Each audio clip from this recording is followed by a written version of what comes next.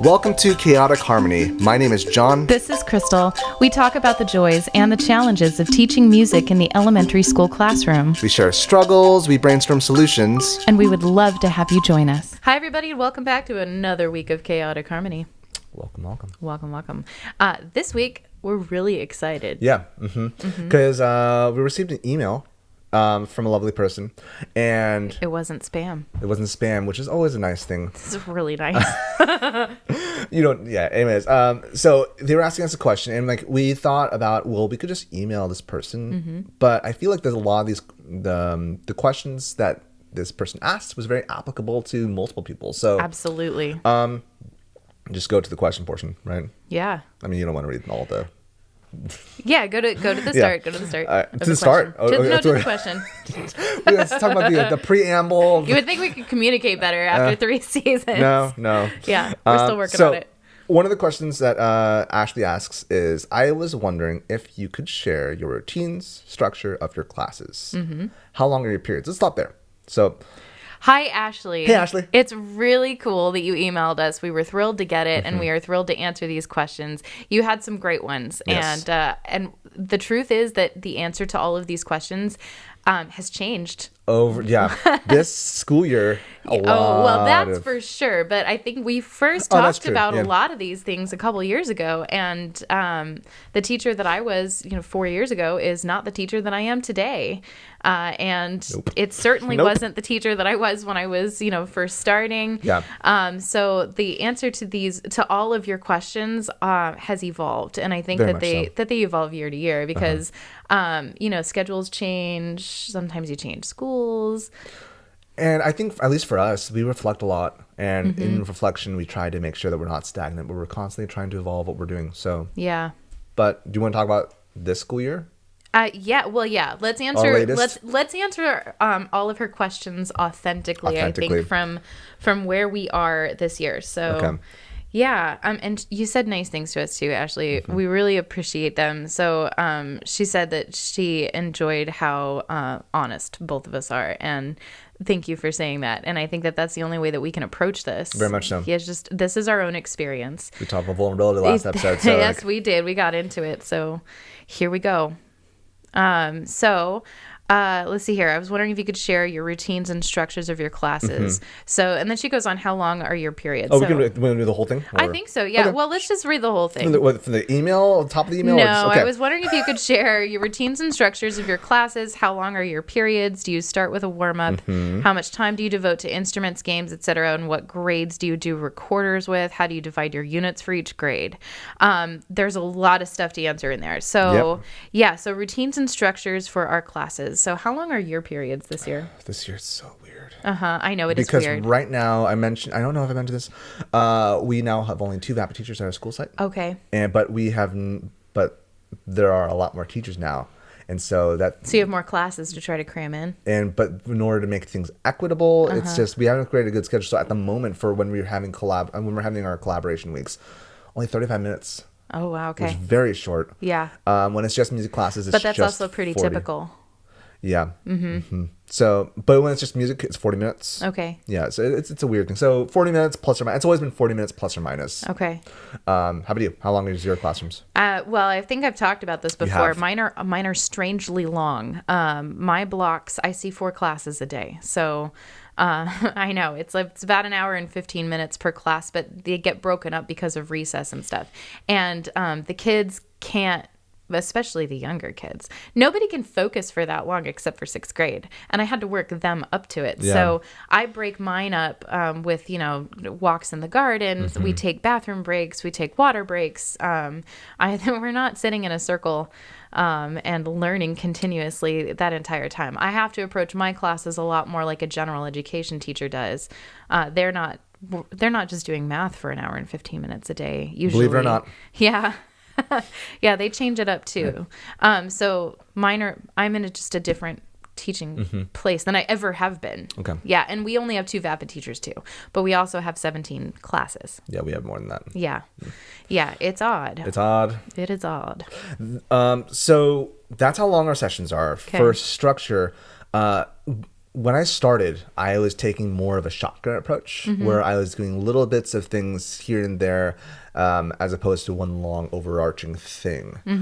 Things have evolved since then. I still, with the lower graders, I still do a shotgun approach. I start with a vocal warm up, and then do some song, then do some movement as well. So it's very much like bite-sized elements. Then when they get older, it's like more like one long cohesive idea. I'm still evolving this idea, especially since like went from ankle deep to hip deep with Orff. Things have been changing with my still wiggling in there. I'm still wiggling, so I'm still experimenting with paradigms. Okay. But that's the structure I've taken in individual classrooms. Yours is different. Sure.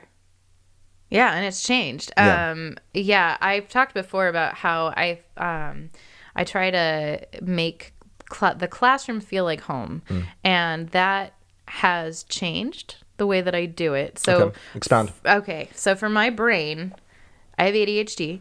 I need to write down my routine. I get very easily distracted, and I get very easily overloaded by my kids. If everybody's just spinning off in different directions, which they always are, spinning off in different directions, I get distracted. I have a child who is my helper in every class. They are my brainchild. I call them that. And they are responsible for keeping me to the schedule that I have written on the board. Same. And they will move the magnet down. So I'll have a list. Oh, you have a magnet? I do. It's on the whiteboard, and I write down like the routine. So we've got whatever the list of activities is. It's shorter with the bigger kids because we go deeper. Yeah. There's a lot more things on the list for the little kids. And then they'll move the magnet down. And then they're also responsible for things like where Mrs. Pridmore left her ukulele. And they're so cute. Like I have to sit on a wobble cushion on the floor because I've got, old lady hip problems and stuff. And so they olds. get my, I know. And so if I go to sit without it, they're like, oh, Mrs. Pridmore, you need this. It's so cute. They really take their job very seriously. Yeah. Anyway, so that's it. It's like I try to start off with the same songs with the little kids every day. So I have a hello song. And then we do some sort of interactive song where they have to sing back to me, and that changes. Yeah. And then we go into new material, and I try to do things no less than 4 times because they get really frustrated if we sing a song or play a game once and then that's it. Yes, very much so. They want to do it again. And it's always odd because as educators, we see, for example, like we're teaching a class for first grade or a lesson for first grade. I have 4 first grade classes, and so I don't teach that lesson only once. I teach it 4 times. Right. And so it may feel overwhelming to us, but for the kids, if they love it, they want it again. So by the time you've done Button You Must Wander 50 times in a school year, you're like, never again. But for them, it's only 5 times. Right. So yeah, keep that in mind. It's always a tricky thing. Yeah, it is. Yeah. It is, which is why it's important to write things down. Yes. It's easy to forget. It's like, when I've done something 3 times already in a day, it's easy to forget to do it the 4th. Yeah. So similarly, I also have it written on the board. I like the magnet idea. I don't do that. Question: when you write on the board, have you ever just like, just forget it, we're doing something else? Like, it's not listed on the board. Yeah. Okay. Yeah, if they're not responding to it. Yeah. For me, I have a list of things on my board, and I was like, it's not so much this is our itinerary. This is more like the guidelines, and so we might not do more all like guidelines, really. Exactly. So, it's more like this. We might not do all these activities. Sure. This is like, if we are not ready to do letter A, we'll probably do letter C or such. So these are the possibilities that we might do. I keep it broad. I don't usually name specific songs. I'll say opening songs. Right. Chant. Gotcha. Game. Yeah, I do try to hit up the different elements of music, and so I have them on my wall, and that's really helpful because I'll look at them and I'll. Thank you, Mark. Yeah, right. Big paper. Yes, big giant paper. He gave us the biggest standards ever. Like, he printed off the California State Standards on like 11 by 17 paper. One to like probably like it's like a phone book. Yes.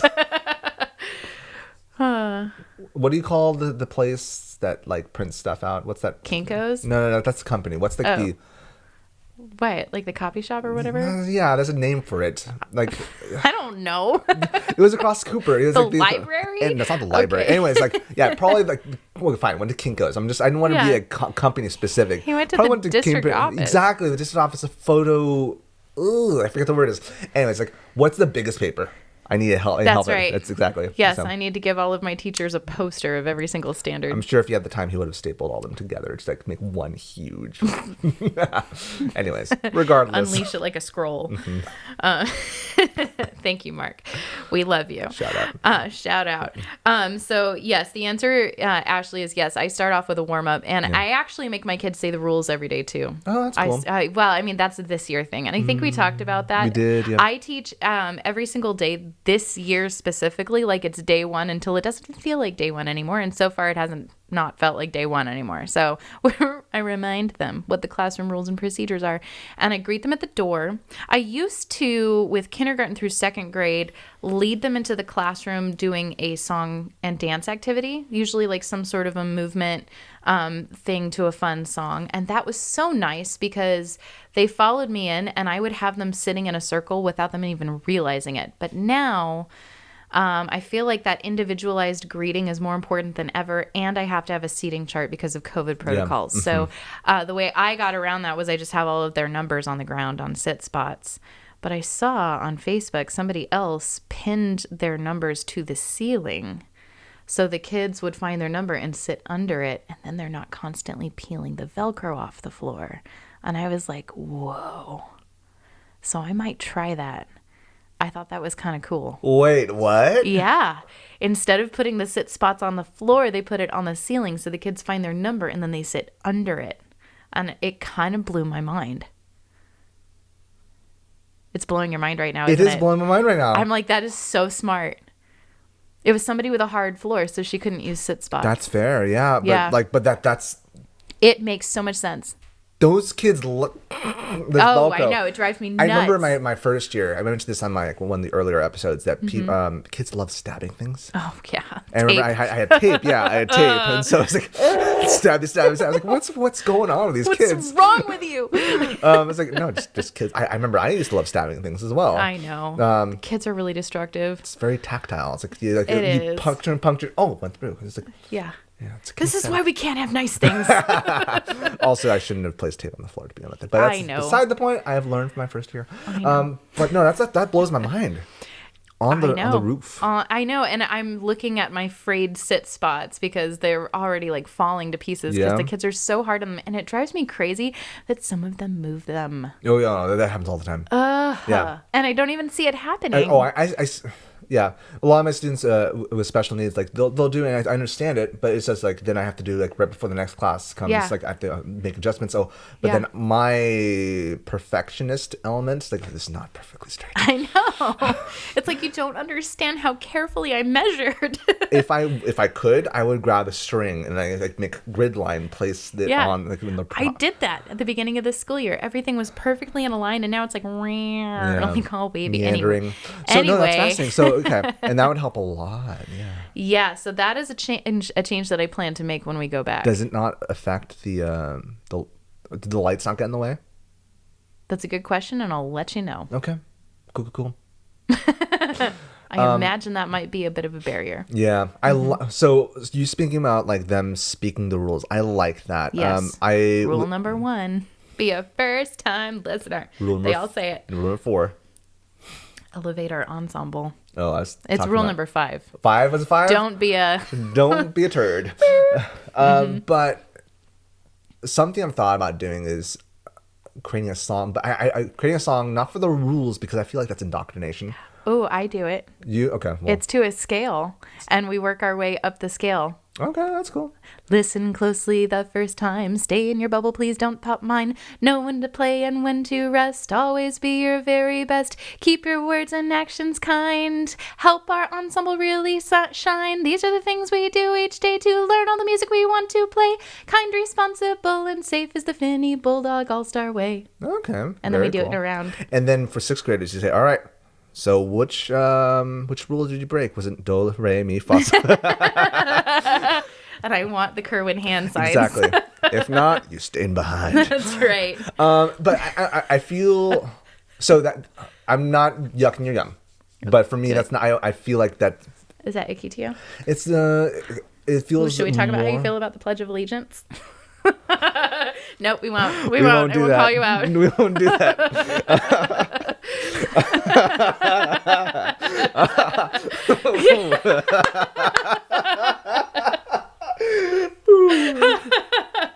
I got him with that one. Oh, I didn't even mean to. I am.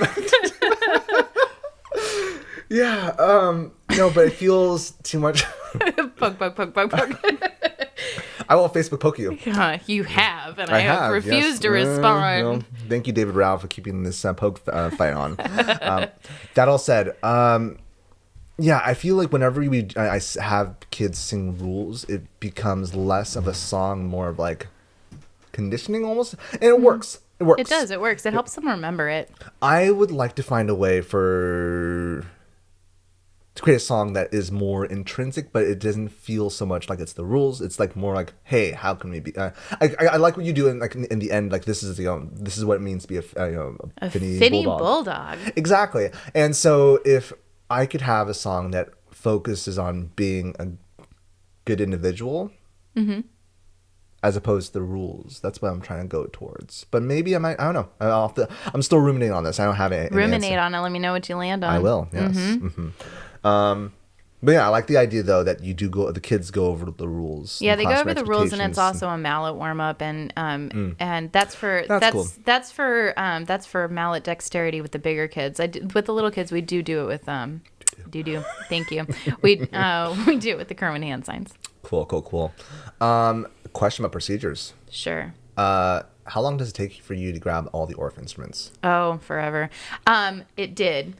I've gotten better at that. So I am dying to get stands. Same, but there's not enough room also in my classroom. You have a little classroom. I could get away with it. I really need to get stands though for my back, if nothing else. I'm feeling I'm going through some health issues this year. Okay. And so my body is just not where it needs to be. I'm in a lot of pain lately, and it's kind of sad because I can't get up and like dance with the kids like I used to. So I am trying to be careful with how much I lift those things because they're heavy. So what I've done is most of the time I have all of the woods on two sides. So because my classroom's a big square, so I have the woods on two sides and then the metals on two sides, and then the kids have an assigned instrument to share with their partner, and they slide them to their number. So they're all in rows. And I've trained them to do that. And I tell them to chugga chugga choo choo train their instrument. And I keep the mallets in those little pencil grabbers. Okay, you keep them there. Yeah, on the instrument. instrument. What about the glockenspiels though? I just lay them on top. But the kids, okay. Yeah. But I'm curious, how long does it take? It's fast because we practice it. And they choose or they're no, it's but I do try to change who gets. Yeah, I rotate who gets metals and who gets woods. Okay, that's probably a bad idea for me. Like in order for kids to make sure that they choose what they want, I have kids' names. I have mentioned this before. I have all the students' names on decks of cards. Oh, okay. And so kids then grab after a call, but it just takes a while. It does. It takes a while, and when you only have 35-minute classes, and I'll tell them, if you really feel strongly about it and you want to trade with somebody, then we can. And I do carefully choose who gets to play the bass xylophone because everybody wants the bass xylophones. I have 2 of them. Yeah. So I'll make sure that it's the best listeners. Gotcha. Yeah. Okay. And kids who won't fall out of their chairs. Oh, use chairs? Only for the bass xylophones. Oh, they do knees. Oh, okay. Yeah, so get on your knees. Whew. Yeah. That's rough. Yeah, but they enjoy it. I mean, that's the cool instrument. It is the cool instrument. I've also, because of the lack of space, every morning I have my chairs on wheels. Okay. Like I have the wheelie chairs on the bottom, and I have a stack of 7 chairs on top. Yeah. Every morning I roll them outside of class. Yeah. And so that way there's more room. So, but grabbing a chair from outside is always like a pain. So. Yeah, totally. But okay, that's a good approach. I like that. Yeah. Because like time. I know. Time is short. I'm always looking for ways to cut down on the time. And then at the end of every quarter, I have a kid vacuum them out. They love helping me take care of them. Cool. Yeah. My instruments they have taken a beating. And so I have a lot of fixing to do. And that's the thing. I want them used. I want the kids to be used to using them. But there is a lot of maintenance that you have to do on any percussion instrument. On the side, we should do an episode with Sasha. Oh, for sure, about how to fix them. Yeah. We should do a video series. Yeah, that'd be good. Yeah, we've talked about doing a mallet wrapping party before, and she's offered to do that. Yeah. So Sasha Stone, who was on in season 1, is the vice president for San Diego ORF, and she's amazing. She's awesome. And she also started up a program like we did after 30 years of not having one in San Carlos, and all of her instruments were salvaged from closets and stuff. Fascinating. And so, yeah, she has an amazing instrumentorium, and it's because she's a percussionist and she was able to fix a bunch of broken instruments. Right. Yeah. Yeah, so she could definitely school us. She could definitely, yeah. Yeah. So keep your eyes peeled for that. Yeah, Listeners. we should do an instrument Viewers. fixing episode. Anyway, so did we address all the points? I don't know if we did. Okay, so do you start with a warm up? How much time do you devote to instruments, games, etc.? That depends. I try to have everything be game like. Okay. Especially when learning new concepts. Yeah. Or learning theoretical ideas. Learn through play. Exactly. So I mentioned this earlier on in the earlier episodes, but I do a lot. A lot of my earlier curricula before I got into the ORF was Fire Robin based. And I still do conversational solfege a lot. That's my method of teaching reading. But some of the things that I do with it for like reading notation and having them work on memorization and such is that I enjoy. It's been a little bit difficult with COVID, but talking to me telephone. Have I shared this with you? You have. It's really cute. So to those who I don't think I've mentioned this on the podcast. I don't think you have either. But it's a fun those who have not listened to this, you should do it for chapter share. You know what? I need to find better ways because again, COVID. But pre-COVID and pre-COVID, what I did, this is the vanilla version. I have through Fire Robin. They have these huge cards, and you can make them yourself. But they have these huge cards of notes, 2 bars of 2/4. So ta, ta-dee, ta-dee, ta. And then it also goes into a 6/8 as well, and some of the higher levels, whatnot. But like on the base level, it's just 2/4. And so I have all my kids are in rows. And I've told the kids what the north side of the classroom is and the south side of the classroom. So there's north side leaders, south side leaders. And so the north side leaders, there are 4 of them. Okay. They see the card where all the other kids have their eyes closed. Okay. I show them the card. And then I say 1, 2, 3, go. I hide the card, and then they are supposed to whisper it like you would do in regular telephone to the person next to them until the person all the way on the south side with a whiteboard and whiteboard marker, once they hear it, they have to draw out what they hear. They have to decode it essentially. So if they say ta, ta-dee, ta-dee, ta, it has to be quarter note, 2/8 notes, 2/8 notes, quarter note. And then thumbs up when they got it. So my 6th graders have nailed it to the point where we now do like we up the ante where if you're first and correct, you get 2 points. Ooh. Yeah, so it's a fun, again, that sounds game. really fun. Yeah. Oh my gosh, they get into competitions too. They love it. The minute you introduce points, it doesn't even matter. There doesn't even have to be a prize. If there's points, it's pride. Yeah. There you go. Yeah, it's on. You just gotta know who your kids are. Because I remember one cohort of kids, like they got really upset. It's like started yelling at a kid. It's like, this is not how we do it. It's not how we do it. Nope. That's not sportsmanlike behavior. They need to know that stuff though, and the only way to know that is to practice it. So. Rule 5. Yeah. Don't be a turd. Don't be a turd. Yeah, games are super important. Yes. Learning through fun. Because if it's not interesting, they're not going to remember it. Yeah. It doesn't matter how important it is, how much you drill into their brains. Right now, I was telling you, Crystal, about I'm learning, trying to teach myself Tagalog. Yeah. And I'm reading through a book called Fluency Forever. And there's a lot of great concepts. And he talks a lot about memory because the author, I wish I could check his name while I'm talking. The author is an opera singer, and he had to learn a bunch of languages in a short amount of time. He also was sharing how you had to fake your way through them at least. No, very much. Yeah. So he was in a program, and it was the beginner, the kind of beginner, which like you learned a little bit, but still in the beginner level, the intermediate. And he was kind of familiar with French. He decided to then cheat and looked on, not just do it blank, but he looked online before he took the test, like a lot of vocab. And he then was placed into the intermediate level. Oh, okay. And he then had to have an interview with this jury of people to make sure he didn't cheat. Oh. So that's what he had to learn French in a short amount of time. And anyways, I mention all this because one of the concepts he talks about, I wish I could pull up his name. Who is his name? Dot, dot, dot. One of the things that he talks about is that if it's not interesting, it's not going to stick. Right. And longevity is way more important than cramming. Because, you can cram for something and remember it for a test, but you'll immediately forget it the day after. Our brain. It's short-term memory versus long-term memory. Very much and so. play gets it into that long-term storage. Yes. Yeah. It's like, this was pleasurable. We want to do it again. He also talks about, so there's a study, I know I'm going on hard, not hard left turn because it still is correlative. We're spinning. But there was a study with a bunch of college students, and they placed a test on what would you remember the most. So the first thing was they asked 4 questions. The first one was, how many letters are in the word bear? The second one was, does apple sound the same as Snapple? The third one was, is an instrument a tool? And the fourth one was, do you enjoy pizza? And after some time, they asked the college students, how many words do you remember? The keywords were bear, apple, tool, pizza. And people remembered pizza 4 times more than bear. Yeah. And it's all based on structure. So the 4 layers of memorization. The first one is structure.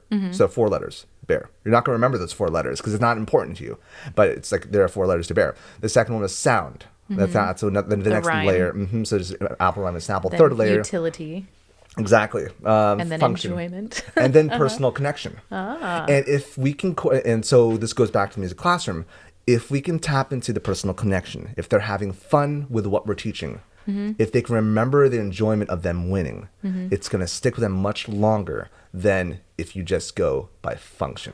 Whew. Yes. And the thing is, that ties into the standards too. It does, very much so. That's interesting. And if you teach, its importance is not just to do the lowest layer, because that's tough. That's really tough. For sure. But if you engage all 4, then every time they will remember for a long period of time. Interesting. Yeah.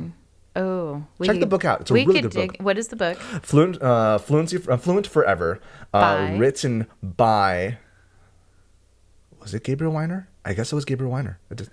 Why am I forgetting his name? Because it wasn't functional. It wasn't functional. There you go. But yeah, so go check that book out. And he's also written a lot of blogs as well on fluent-forever.com. So a lot of good stuff.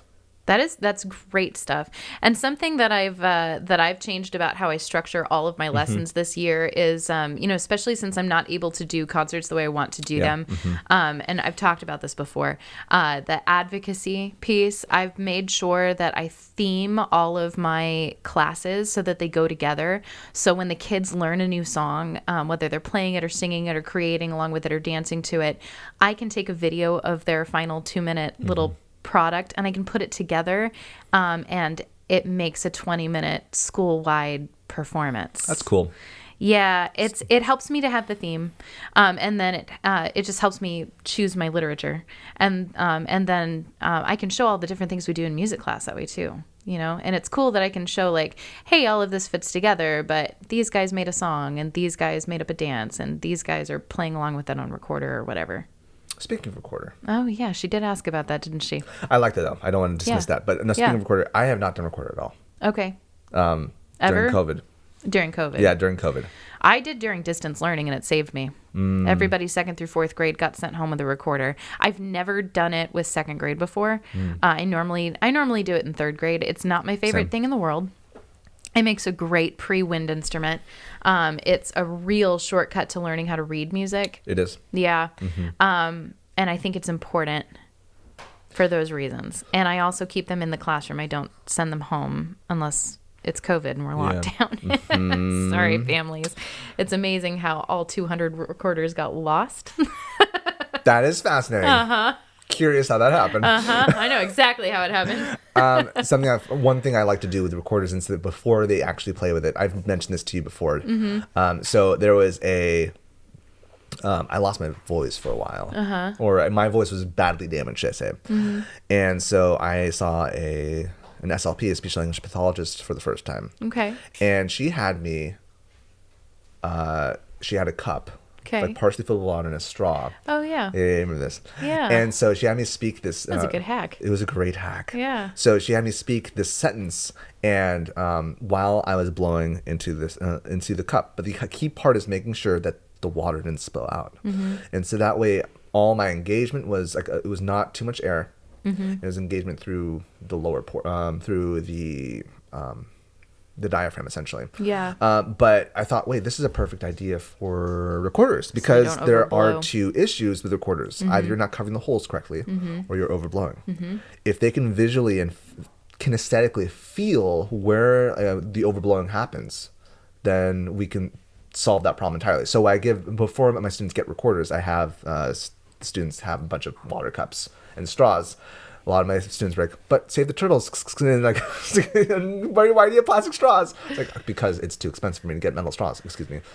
So I would have all the kids like have cups, blowing air into their styrofoam cups with water. And like, that's their way of gauging. And I can only imagine not having that. Because I didn't try that. I didn't try recorders during distance learning. Yeah, I did not. I did ukuleles. Okay. But not enough people showed up. Yeah. But I would be curious to, because I've done that for so long, I don't know how I would not. I just followed. Quaver saved me over distance learning, and so I just followed right along with the recorder lessons, and it was nice because it gave the kids something to do, and not everybody was super into it, but the ones who did really took off with it, and that was cool to see. Yeah. So that was neat. Cool.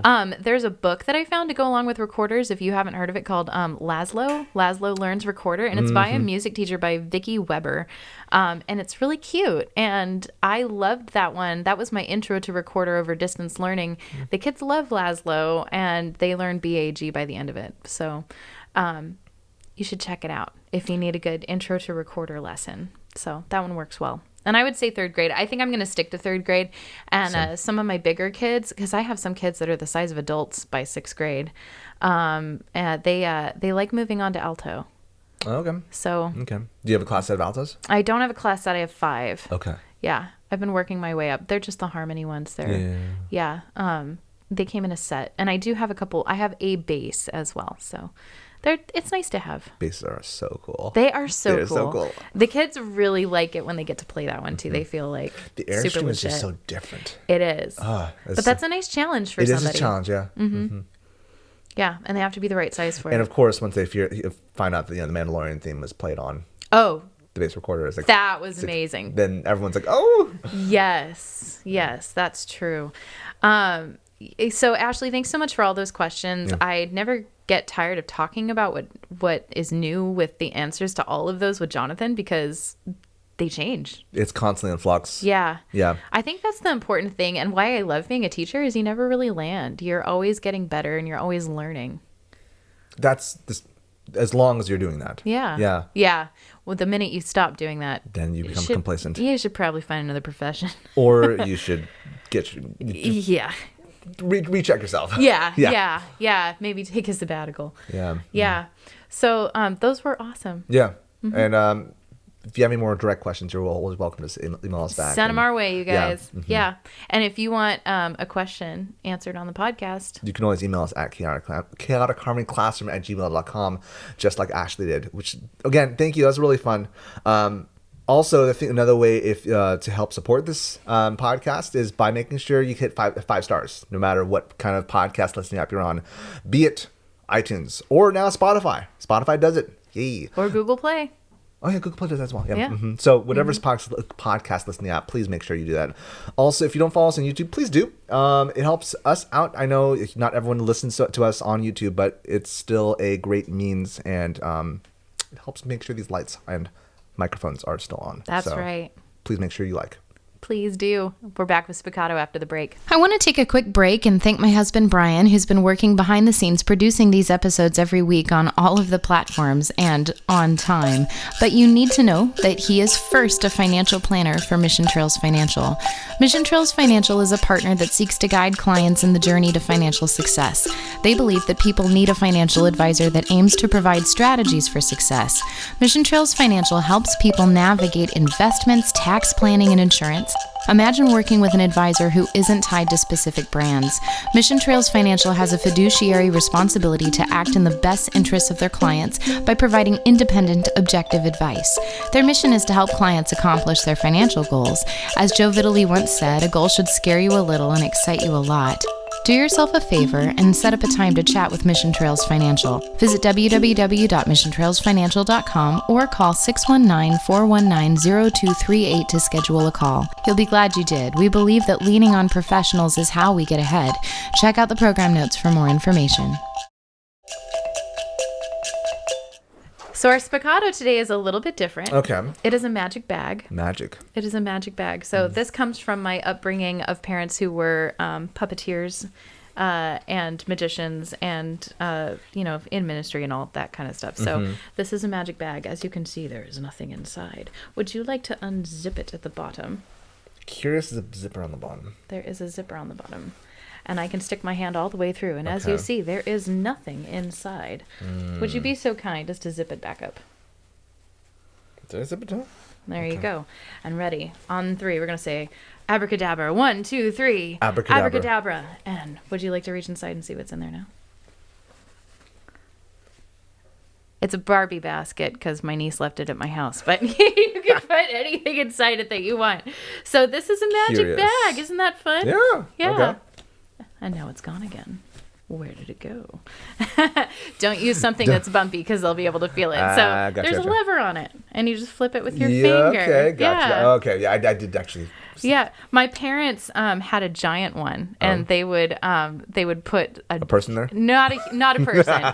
You couldn't make a person disappear convincingly, but they would disappear some pretty big things on the stage, and it was fun. Cool. So how would you use a magic bag? And don't use it with the big kids because they'll figure it out immediately.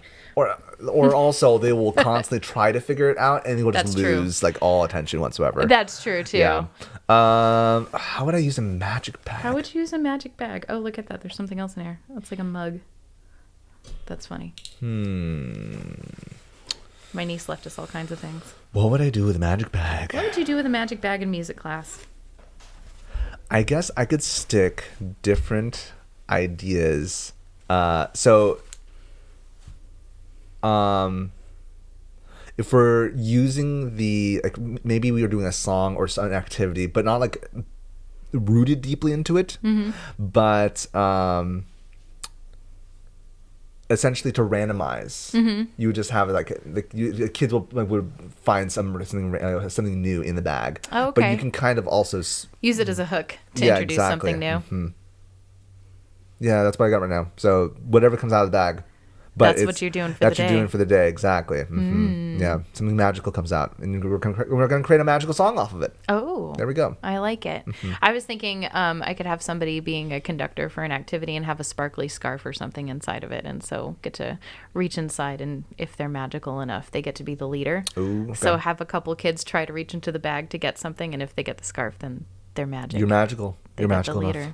Yeah, get to be the leader. Fascinating. Yeah, what would you do with a magic bag, friends? Let us know. Let CH us Classroom. know. Let us know. I do love the magic bag. Round of the week. We have been on a Tom Chapin kick. So yes, we have been. This is another one. It's really cute. Round is a circle. A round is a circle of sound, fits like a puzzle as it goes round. Notes fly high by clouds in the sky, they chase each other like a sister and brother. A round is a circle of sound, fits like a puzzle as it goes round. Notes fly high like clouds in the sky. They chase each other like a sister and a brother. Around is a circle of sound. Around is a circle of sound. Fits like a puzzle as it goes around. They chase each other like a sister and brother. Around is a circle of sound. Section 4 got me. You want to try one more time? Let's do one more time. All right, one more time, friends. Around is a circle of sound. Fits like a puzzle as it goes round. Notes fly high like clouds in the sky. They chase each other like a sister and a brother. Around is a circle of sound. Around is a circle of sound. Fits like a puzzle as it goes round. Notes fly high like clouds in the sky. They chase each other like a sister and brother. Around.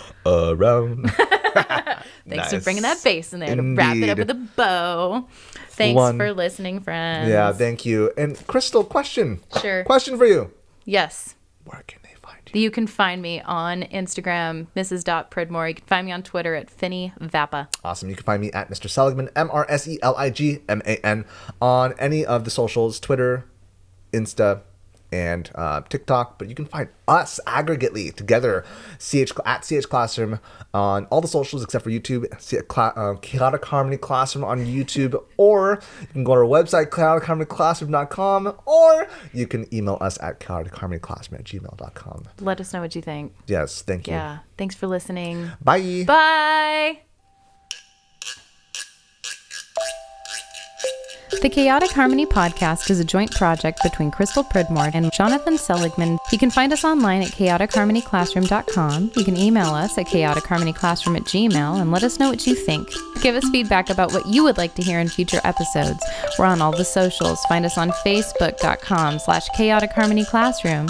You can find us on Twitter at @CHClassroom, Instagram at Chaotic Harmony Classroom, and you can even find our episodes on YouTube. Chaotic Harmony is the name of our channel. Special thanks to Bryan Pridmore for his help with production and equipment. www.pridmoria.com.